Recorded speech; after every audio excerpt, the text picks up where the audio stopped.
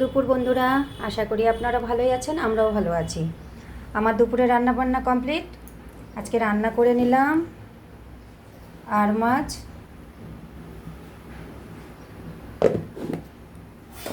আর করেছি উস্তা ভাজা, মাছের তেল ভাজা, আর করেছি এখানে অল্প করে চিংড়ি মাছ। এখানে চিংড়ি মাছ কেউ খাবে না, শুধু ওর বাবাই খাবে। আর করেছি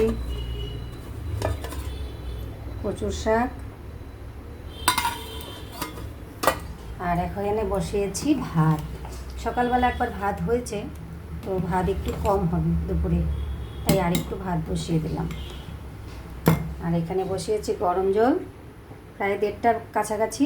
এখনও আমার স্নান হয়নি, তাই একটু গরম জল করে স্নান করব। এমনিতেই ঠান্ডা লেগে আছে, আরও যদি ঠান্ডা জলে স্নান করি আবার বেশি ঠান্ডা লেগে যাবে, তাই একটু গরম জল করে নিচ্ছি। আর ভাতটা হয়নি, আর একটু হবে।